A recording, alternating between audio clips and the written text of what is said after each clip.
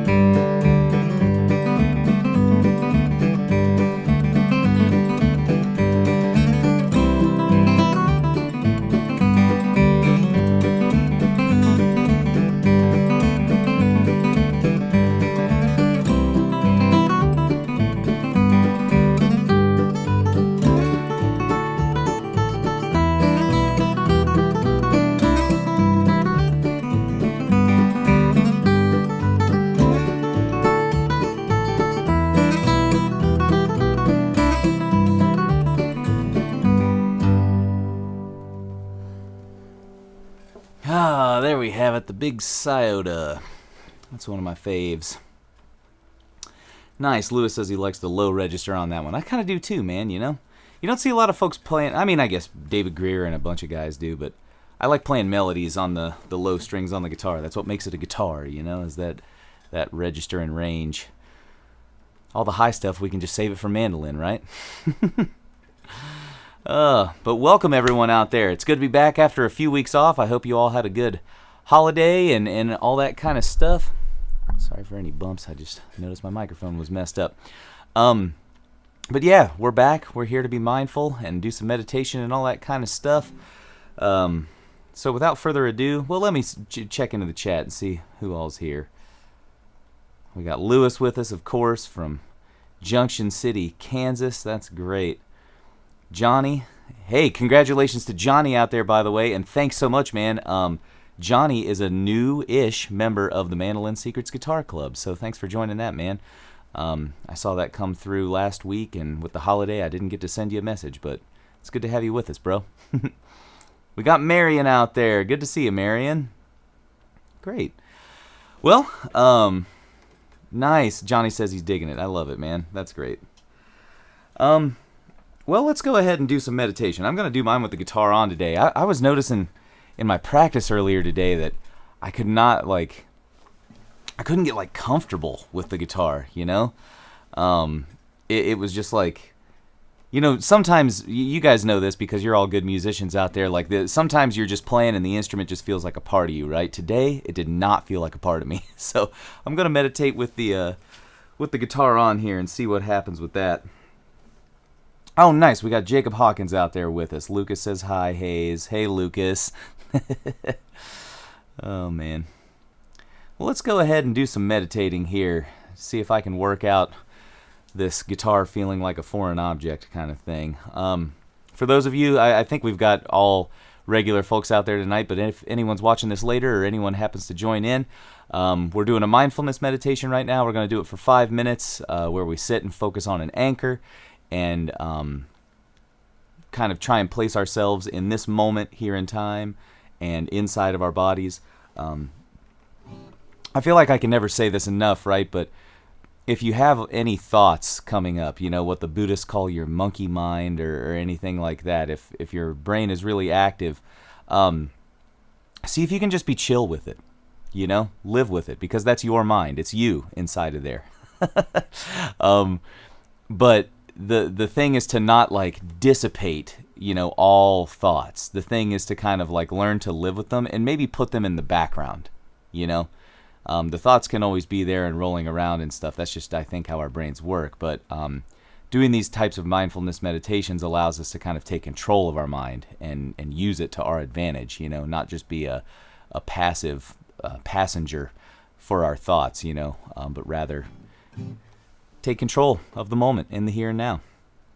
So we're going to focus on our breath, and that's going to allow us to do that. Alrighty, gang. 5 minutes meditation. Let's dive in.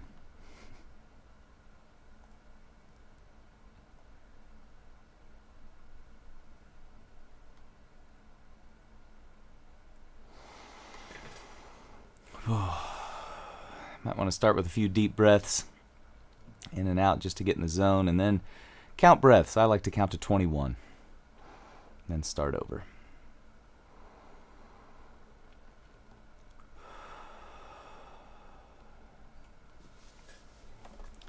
If you're seated like me, get your sits bones planted nice. Get that string in the top of your head, chin tucked ever so slightly.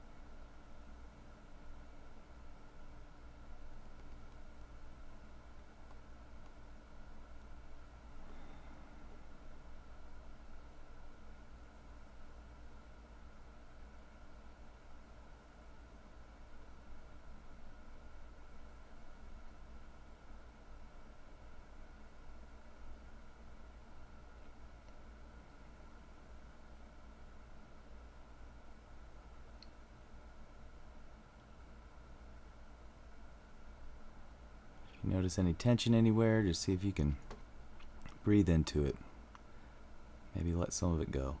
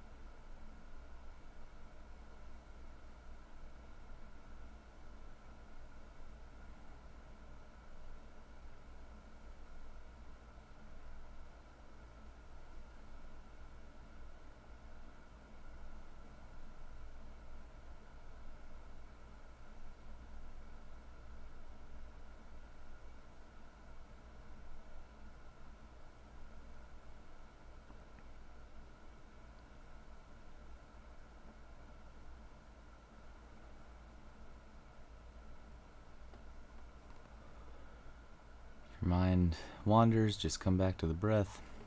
No judgment.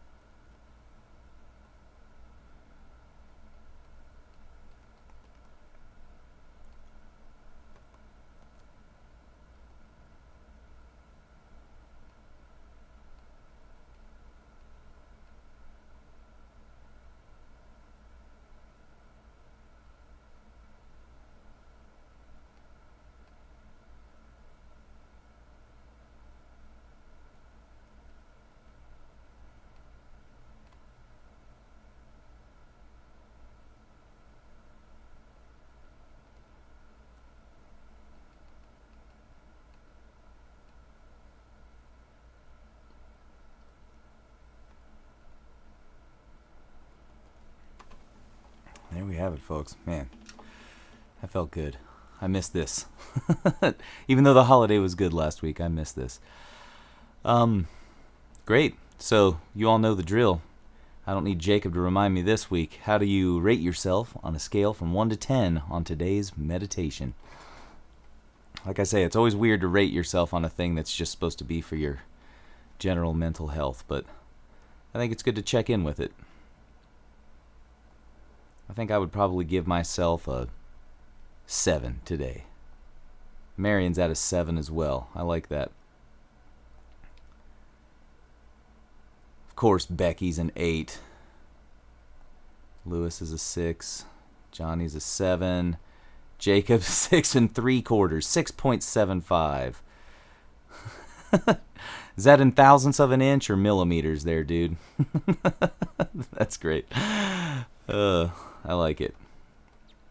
If we're over 5, I think, I always say that we're feeling pretty good. We're a success. Yeah. I think that's great too. Jacob says came in with a super positive attitude. That's something that that's a thing that we can cultivate, with mindfulness. And that's kind of a little bit related to some of the stuff I was going to talk about today, because we talked about this concept that the Buddhists call like Tonglen, which is like loving compassion meditation, and we talked about caring for yourself first, before you can kind of maybe Tonglen for other people, and you can cultivate a positive attitude. It's something that you can like wield like a tool and pull it out of its box and use when needed, Jacob says thousands, of course. That's great. But yeah, I think that's something that we can do with meditation. And it happens with that kind of practice, The thing that I was going to talk about today was like another way to kind of start your meditation practice, or mindfulness practice, if you want to call it that. But really, we're meditating. I think starting your practice session with something that cultivates a positive attitude toward you, yourself, your instrument, all that kind of stuff, can be a very powerful thing, because then it's going to be harder. If you start on positive footing, solid footing that way, it's going to be harder for those mistakes and everything else to knock you off of that, Lewis says, felt some tension driving through the mountains, and I started thinking about mindfulness. Had to undo after driving. Yeah, man. Oh, so this is funny, Lewis. I was just up in Alpena, Michigan, for a wedding gig this past weekend, and I had to drive back through the night to make it to another gig that next morning, and talk about a mindfulness exercise. Driving, that's one of those things where being that intently focused on something forever can really do a number on your body. You'll just notice these things after, 4 hours of driving. It's like, wow, my shoulders are in my ears right now, and, I've got a death grip on the steering wheel and all of these kind of things. Yeah, so I'm glad that you thought about mindfulness practices. The meditation coach that I have, Lama Adam Berner, he talks about meditation, or driving, as like kind of an opportunity to meditate, and not the way that we're doing here. You know what I mean? Where you just kind of like zone out and put your eyes to the ground and focus entirely on your feeling in your body. But, making the act of driving the anchor, right? The car in front of you is the anchor. If you maintain that 2-car distance from it and, relax into it and, be like the 38 Special song, hold on loosely to the steering wheel and all that kind of stuff, it can be a really good opportunity to practice some of these things that we're talking about here. Well, that's great. We've got some solid numbers in the meditation today and some good thoughts from you folks. I'm so happy, by the way, that there's a lot of folks in this community that are just doing this meditation. And I forgot to say this a minute ago, but we can go ahead and do it now. I think it's a great opportunity to dedicate our merit, right?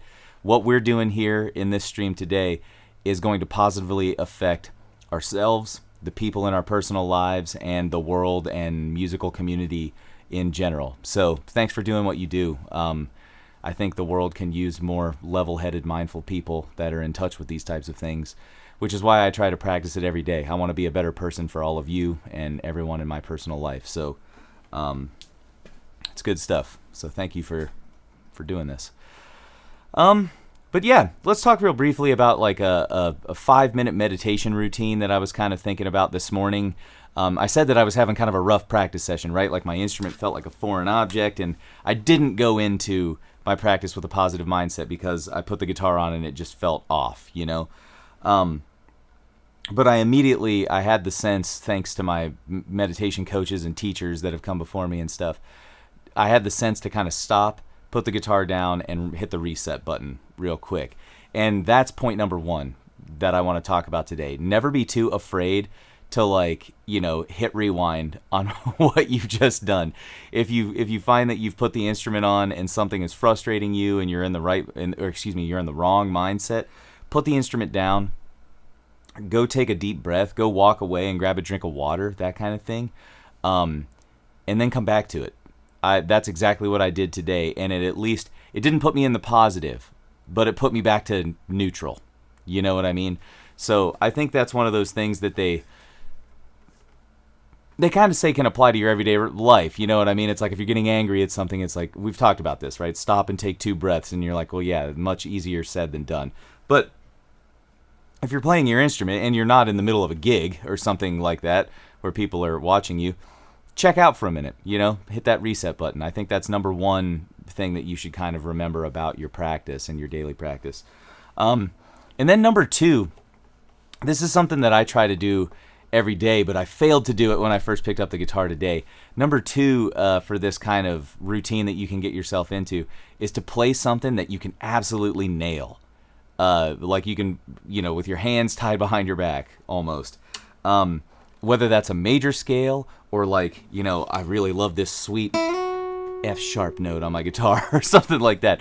The first thing that you do when you sit down to play the guitar should be something that you can absolutely nail and makes you feel good. Make a sound that is joyful to you, because that's going to tip the scales back into that positive mindset, So today, I played a little bit of the tune Over the Waterfall. That's one of my favorite fiddle tunes. For some reason, the key of D on the guitar is like a really, happy, joyful key to me.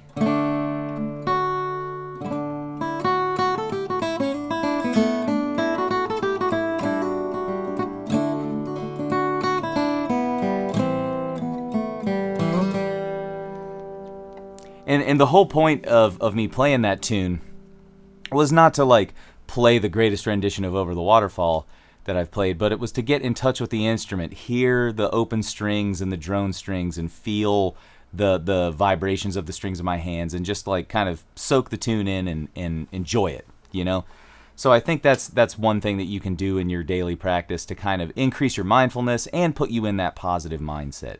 to where you don't like hate everything that you're doing. And then after that, after you play something that's really nice, I actually sit down and do a meditation right then. And that's something that you guys know that if you've been around this stream long enough, I'm going to say meditate as much as possible. But if that's only 5 minutes or 2 minutes or 10 breaths, you know what I mean, at the beginning of your practice session, I would say it's totally worth it. Because if you can take 10 really mindful breaths where you're just absolutely feeling that air come through your nostrils, you're totally plugged in with the sensation of taking a breath, that's playing music, you know what I mean? Because all we're doing after we meditate and go into our daily musical practice is, kind of be mindful and present in the moment, feeling sensations that come from our instrument, whether that's the guitar or the mandolin or the flute or whatever you play. So meditations are just like mini practices for getting into the mode of music. You're just kind of playing a really simple instrument, the nose, and you don't even have to make any sound with it if you don't want. So those are some brief thoughts that I had. This is nothing revolutionary, right? But I just wanted to say that starting on solid footing when you come into a practice session can mean the difference between, a half hour wasted or a half hour of the best music you've ever made in your life, because you're in the driver's seat there.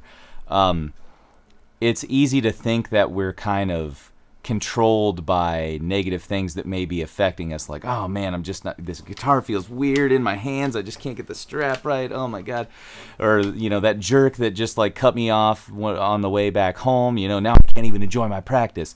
It's like that's us getting in the way of ourselves, I think. You know what I mean? Whenever you have any negative thoughts that take over and prohibit you from doing something positive. So if you can plug into a mindfulness practice at the beginning of when you sit down with your instrument, I think that's a great way to not just practice it with your music, but do it in everyday life too. You'll realize that you're not quite as beholden to all of that negative stuff that's out there in the universe, So there you have it, folks. A simple little routine to kind of get into a mindful mode at the beginning of your musical practice. I think the most important part of it, like I said, play a joyful sound, right? Something that makes you feel good, and then take a few deep breaths, whether that's 10 breaths or a 5-minute, 10-minute meditation. I couldn't recommend that enough because it really saved me this morning. And it was one of those mornings, too, where I only had like 45 minutes to practice, which for me is like less than usual. Normally I get like a full hour, and I love my full hour of practice, and knowing that I only had 45 minutes already made me a little crusty. It's like, oh man, I'm not getting my full 45 in. But, I think the 5 minutes I took to step back and then get back into a mindful mode really helped. Awesome, gang. I see that some of you folks are still listening to me ramble out there. That's good.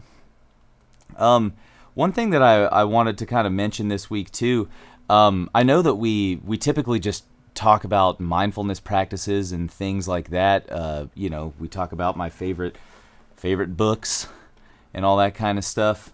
But if you folks have any questions or thoughts, please type them into the chat, because this is really, I love this opportunity to engage with people that are really into mindfulness and wanting to better themselves that way. Yeah, Lewis, see, this is great. This is totally what mindfulness is. I try to recognize the good days and the bad days and accept each of them. That's the thing. The knowing that there are good days and bad days is step one, and then the acceptance, that's the part that takes practice. So Lewis being around Becky, I think probably probably is a good thing. He said earlier in the chat that, Becky saved me. It sounds like maybe Becky is a positive influence on your life, Lewis. I would like to meet her someday. Yeah. Oh, Johnny said, could you elaborate on breathing into a difficult situation? Kindergarten started last week and has presented some difficult situations. That's great, man. Yeah, breathing into a difficult situation. That's an interesting kind of thing, right? Um, I think the thing that I was taught, and the thing that I've been that I've observed from various meditative practices, I'm thinking mostly through like the Buddhist meditation teacher that I talked to.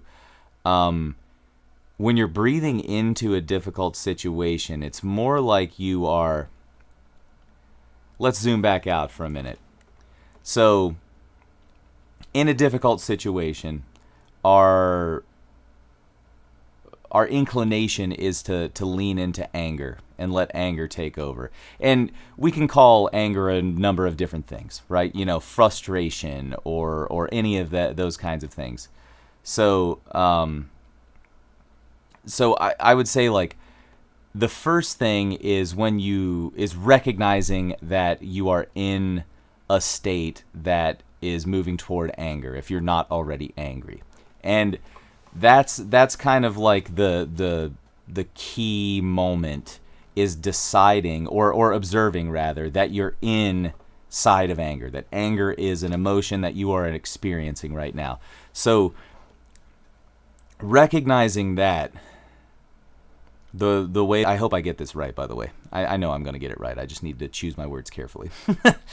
My meditation teacher says that in those moments, if you can feel anger swelling up, then the thing that you should immediately focus on before kind of making judgments about where the anger comes from, who is making you angry, what is making you angry, don't try to like use the logical part of your brain to first in that situation, because typically what's happening, anger sparks an adrenal response in the body, and the kind of logic center in your brain doesn't really work with the adrenal response. Do you know what I mean? The lizard brain takes over at that point in time, and it's like fight or flight mode, So logicking your way through that situation is out the window. And this is even if you experience if you're experiencing a little bit of anger. If it's not like I'm saying if you're like enraged or something like that, but if difficult situations are presenting themselves, and even if you're just like, given one of those kind of breaths or thoughts, like right there, notice yourself. You just like expressed anger in a very small way, but you expressed it. So recognize that. And then recognize that the logical part of your brain is useless in that moment because you're already peeved off about something. And then take that opportunity to, and this is where it gets a little metaphysical, right? Like my meditation coach says, breathe into the emotion. And really what we're talking about is just breathe. Like do a short meditation. And whether that's 5 breaths, 10 breaths, half a breath, whatever time you've got, take that opportunity to take a certain number of breaths and simultaneously sit with that feeling of anger, whether it's big or small, and kind of observe it. Observe that feeling. So you're obviously trying to like focus on the physical response of like the air moving through your nostrils or your mouth, however you like to breathe. But that anger is going to be there. And like we say with our regular meditation, see if you can kind of shove those thoughts to the background. And I think that's kind of what we're doing with anger or frustration in these difficult situation moments, right?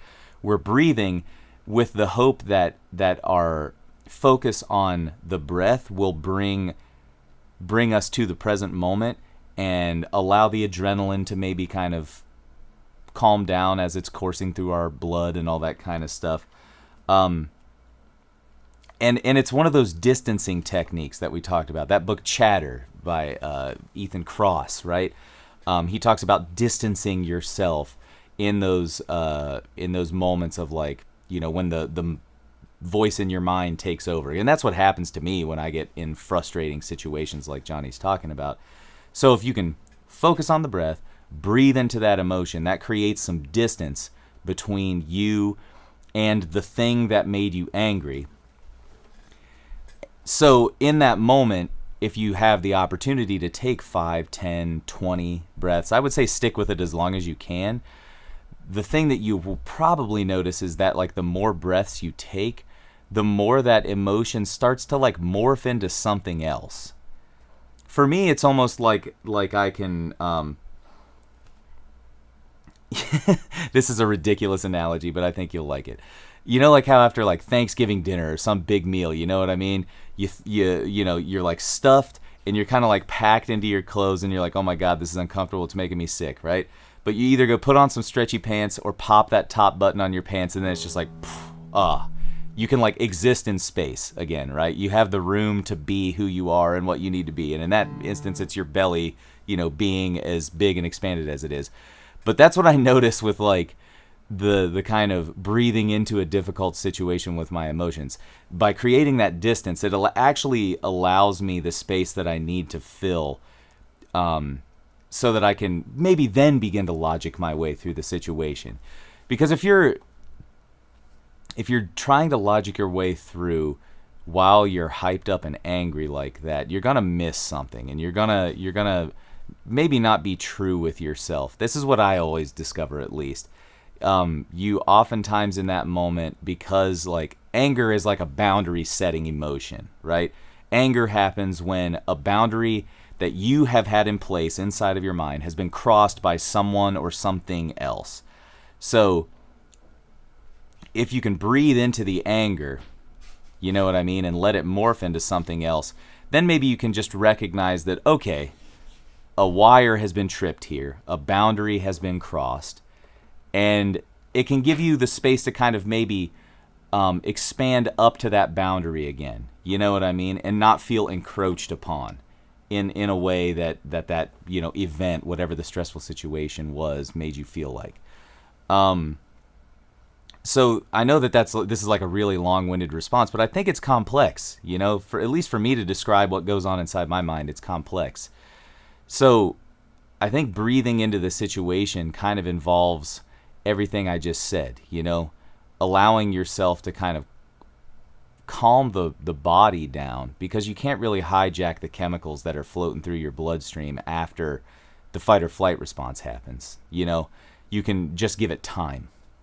So by breathing into the difficult situation, we're giving ourselves the time to kind of distance ourselves from the thing that made us angry, and then hopefully come back to that situation quicker so that we can logically start to make progress, whatever that is. Take the next step to resolve the situation.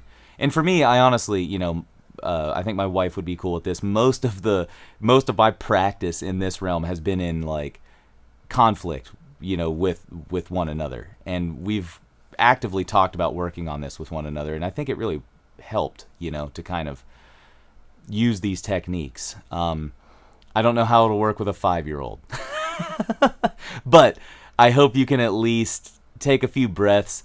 And the thing that I notice too, after I do take a few breaths and kind of breathe into this situation and notice that I'm angry, you can kind of start to poke fun at yourself, because you start to notice all of the idiot things that you do when you're angry about something, you know? I always take these really deep breaths and get like all huffy and stuff like that. And when you can distance yourself from the situation, you know, you can like almost be like a third party observer on yourself and just be like, that guy's being an idiot, you know? So yeah, hopefully that means something to you. Oh, nice. Johnny says, I'm really working on this, and your insight is incredibly helpful. Thank you so much, my friend. Appreciate you. Yeah, man, I appreciate you, too. Asking those questions is, like, I'm not an expert on this. I try to say that at least every live stream that I do here. This is not like, I'm not like a certified mindfulness practitioner, though I am considering doing that. But this is all, like, gained.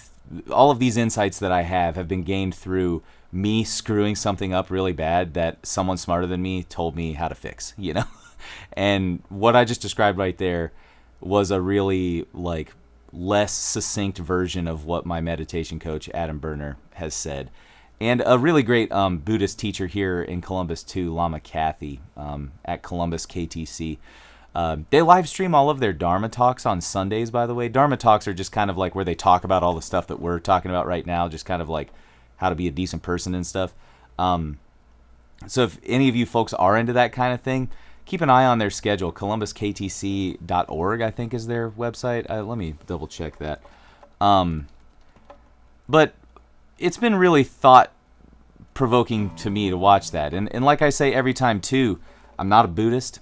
I do not practice Buddhism, but I think it's completely... I can't ignore how much sense all of this stuff makes when they describe how to kind of calm the mind. Because I've heard other people make similar comments. Like, the real, like, light bulb moment for me in this mindfulness thing was when I went back and read The Power of Mindful Learning for, like, the third time, and then started attending some of these Buddhist meditation sessions and Dharma talks with my wife, and I was like, that's just all the crap that, like, Ellen Langer was talking about. And these people have been doing it for like 2,000 years, you know? So the Buddhists, the Tibetans are awesome. They figured this crap out like before any of us did, you know? And I guess I shouldn't say the Tibetans because, you know, Buddhism comes from India. But it kind of grew up in Tibet, if you know what I mean. So I think there's a lot of cool stuff to be learned from a lot of different avenues is all I'm getting at, you know? The one book that I would really like to spend more time with at some point in this live stream is the one that I have on the Alexander technique, because I think there's a lot of cool stuff in there that really relates to what we've talked about here today too, just being in touch with your body and using that as an opportunity to hijack some of these emotions. The guy that started the Alexander technique pretty much did it because he had like paralyzing stage fright. You know, every time he would get up to perform and act, he would just clam up and forget all of his lines and stuff like that. So, lots of good info everywhere. But yeah, check out Columbus KTC if you're interested in that kind of thing. Like I said, you don't have to be a Buddhist to do any of that stuff because they let me in. Great. We've already been here for like 40 minutes. You know what I'm going to do? I'm going to play some tunes again. And then, oh man, I am going to play a tune, but I got to read this comment from Lewis. Learning can happen anywhere, even Kansas. You said it, buddy. Oh, and that reminds me, we never got to talk about, like, I want to know why you're out that way. It sounds like you're at a park or something, it said. Yeah, Milford State Park. So if you're in Junction City, that's like right next to Fort Riley, Kansas, which is where my brother was stationed. He was in the Army for 24 years, and I think he was stationed at Fort Riley for like 15 of those years. But Dad and I, every summer, we would drive out there and have our like vacation in freaking Junction City, Kansas, which like I'm not hating on Junction City, Kansas. Maybe if we went to Milford State Park, I would have had a different view, but hanging out on Fort Riley's base for your vacation when you're a kid is something special. Oh, man. We did get to go to Abilene, Kansas, though. That was kind of cool. See the old West Town. Well, folks, I'm going to play another tune, but if you guys have any other thoughts or comments or questions or anything like that, go ahead and throw them into the chat. And see what I can scare up here. Oh, yeah, this is a tune that always puts me in a good mood. See if I can play some St. Anne's Reel for you guys.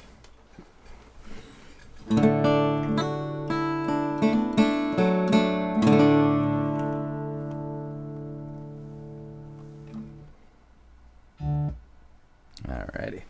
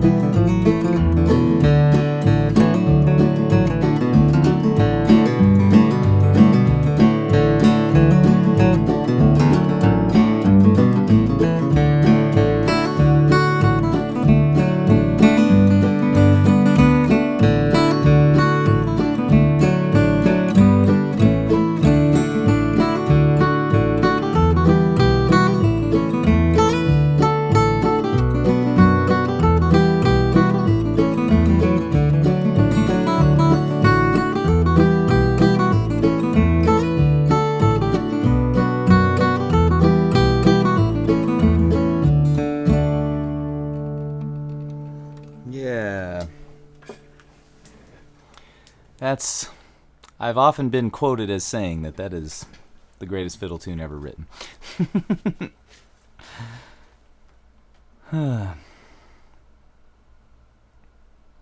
Oh, nice. Lewis says we went to Colorado and bought a van conversion. We're working our way back to Indiana. Nice. Yeah, gotta have a place to stay at Great Lakes Music Camp. Sweet. All right, I guess I'll turn this into the shameless self-promotion part of the evening here. So,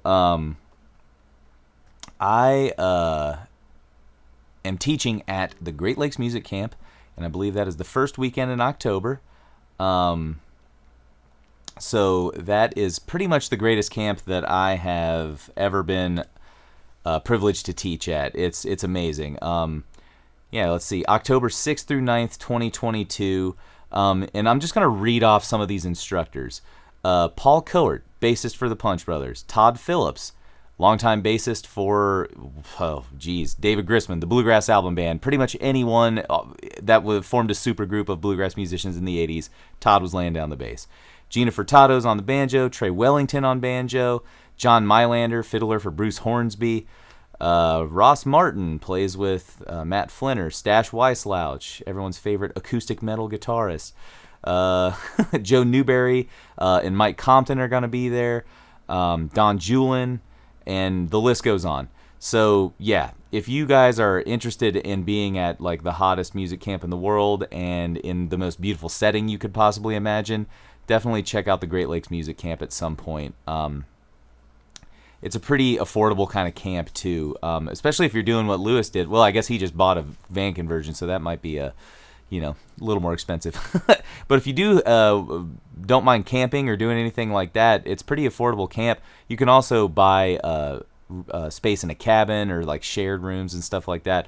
But a really fun camp. They have a youth program there, so if you know any young people that are interested in making music, they even offer youth scholarships to make it easier for them to come to the camp. So all sorts of great things that way. And I'm excited to see Lewis. This is going to be the first time that I get to shake and howdy with Lewis. I feel like he and I have become best friends over the last 2 years here because of all the Mandolin Secret stuff. But it's going to be fun, man. Oh, and Marion says, love that tune. I'm glad you like that one, Marion. Maybe we can work on that in our lesson or something. And Lewis is asking another question here on another subject. When is your next gig at Natalie's? That is a great question, my friend. I think the next one that we have on the books is actually in October. I don't believe we have one this month. Adam's kind of actually negotiating the date right now because Natalie's is moving most of their activity down to they have 2 locations here in Columbus now. And they're moving most of their activity down to the one on the south end of town, and it's kind of like prohibited us from booking things quite as expeditiously. But I'll let you know when that next one's going to happen, man. It'd be fun to see you at a gig if you want to come out sometime. Yeah. For any of you folks who might be kicking around Central Ohio next weekend, I'm going to be at the Ohio Lina Festival. It's just south of Granville, Ohio, where I teach at Denison University. It's actually sponsored by Denison, but a bunch of great... it's not just a bluegrass festival. It's like an American roots type of festival, but the Poe Ramblin' Boys, one of the kind of hottest bluegrass groups out there now, is going to be there. Hogslop String Band, my band Appalachian Swing is playing, and then I'm doing a duo set with Adam Schlenker on Sunday. Lots of good folks this year, so check that one out too if you're going to be around Central Ohio. And I think that's all the self-promotion I got for now. Oh, one thing I do want to say, Marion, I mentioned this a minute ago to her. She started taking lessons with me recently, but I never mentioned this, but I thought I would. I do have some kind of rotating slots throughout the week to offer if anyone is interested in private lessons, either on the guitar, mandolin, or if you want to talk about like mindfulness coaching type stuff. I would be happy to do that. So you can just email me if you're interested in that kind of thing. You can reach me at hayesguitar@gmail.com. Sorry, I got that email address before I started playing mandolin. I guess I should have done Hayes Music or something like that. But yeah, if you know anyone that's interested in that kind of thing, or you yourself are interested in private lessons, give me a shout there, and we can talk more about that stuff. All right, gang. I don't see too many questions floating in here or any other thoughts, so I think I'm just gonna pull the plug on this one here. It's been so great to get back into the swing of these mindfulness streams with you folks, and I can't thank you enough for joining me here. It seriously is a privilege to kind of lead the discussion, I guess you would say, on this kind of stuff. You guys inspire me, and in the fact that you're just like interested in this and wanting to better yourselves this way. So congrats to you. And, you know, like we do after the meditation, I think you should dedicate the merit of what you've done here tonight, you know, kind of put that out into the universe and just know that the fact that you're thinking about these things is making the world a better place. So thank you for doing that. Yeah. Great to see you too, Lewis. Thanks so much for tuning in, man. Especially in Kansas. That's great. That's so awesome. Well, folks, I can't thank you enough again. Thanks so much for tuning in, and we'll be back here, same place, same time, next week, 6:15 p.m. Eastern Time. So thanks for joining us for another Mindful Music Maker. We'll catch you later.